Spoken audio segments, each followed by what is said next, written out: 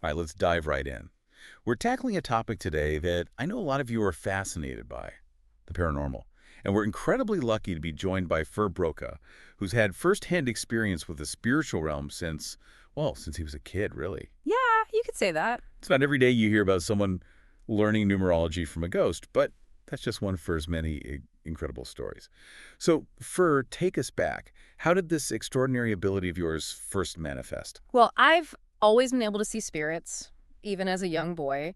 And every day after school, I'd head to the local library. I loved that place. Yeah. Anyway, I met this really friendly older gentleman there, and we'd just talk for hours. About numbers. Yeah, about all sorts of things. But he was really into numbers, and he started teaching me about their deeper meaning. This wasn't just your average numerology 101 class, was it? Oh, no, no. It was way more than that, like really profound stuff. We're talking weeks of meeting up at this library with me scribbling down notes in my little notebook as fast as I could. It felt completely natural at the time. Weeks. Wow. And it was actually your older cousin who first clued you into the fact that your numerology tutor wasn't exactly, well, living. That's right. Apparently, I was the only one who could see him. Can you imagine? Finding out you've been getting schooled in numerology by a ghost. What a story. But it does beg the question, what exactly are ghosts in your view, based on everything you've learned? Well, from my experience, they're like echoes of individuals. That energy, those memories, everything that makes up a person. Sometimes it leaves an imprint. Sort of like a spiritual residue. Exactly.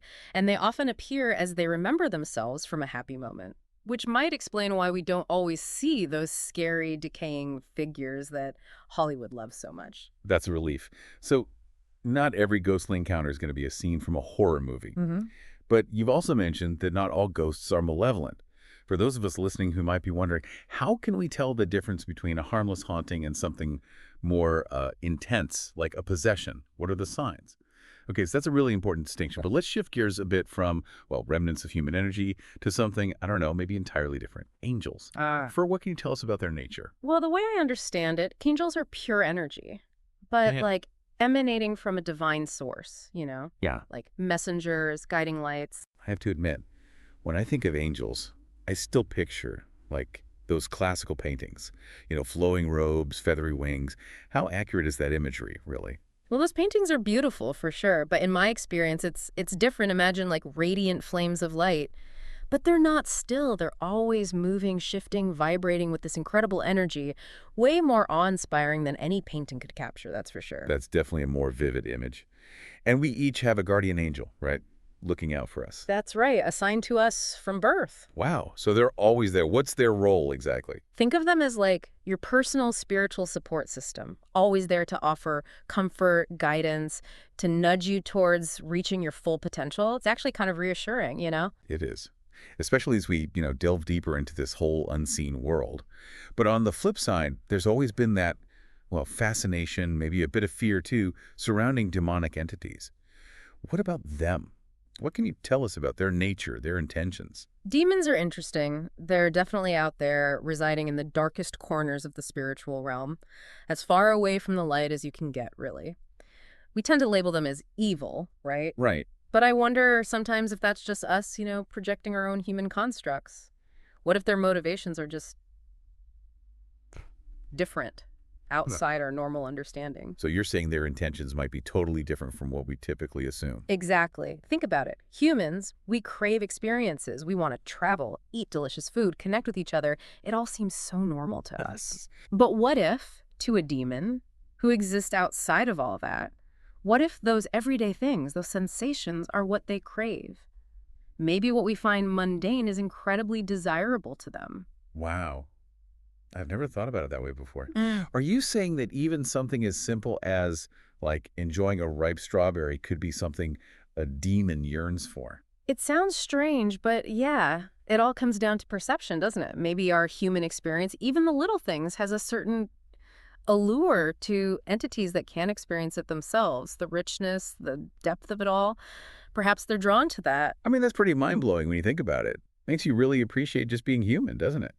But it kind of leads to something a lot of people ask me about when it comes to this whole paranormal thing. Yeah, what's that? Well, with so many different entities, energies, paths, where do you even begin? How do you navigate your own spiritual journey with all that going on? It's funny, right? People are always looking for that roadmap. Like, just give me the step-by-step guide and I'm good. But Not that simple. not even close. The real exploration, the spiritual kind, it's not about shortcuts. It's about, well, diving in, getting curious, and discovering who you are in all of this. So less about finding the one right answer and more about the journey itself. 100%. Don't get caught up in chasing trends or looking for quick fixes. Dive deep into different traditions, but really dive deep, you know? Don't just skim the surface. Study, practice, reflect, connect with nature. Find people who get it, your path. It'll reveal itself along the way. Makes sense. Yeah. But if you had to give like one piece of advice, one core principle to someone just starting out on this whole spiritual path, Yeah. what would it be? What's the most important thing to keep in mind? Be a good person. That's surprisingly simple. It is simple, and yet, in all my years of exploring, connecting with the unseen world, it's the most powerful truth I found. Really? Yeah. Kindness, compassion, empathy, those are the foundation of any real spiritual journey. Live by those qualities, and everything else starts to fall into place. You raise your vibration, bring in more light, more positivity. It's pretty amazing. This has been incredible. Ghosts, angels, demons. You've really opened my eyes today. Happy to do it. Always a pleasure to talk about this stuff. Well, for anyone listening, if there's one thing to take away from all this, it's that our own human experience, even the simple things, they hold a power we might not even realize. So keep exploring, keep asking those big questions about the paranormal. And remember, sometimes the most profound answers are the simplest ones. Be good, be kind, and never stop seeking.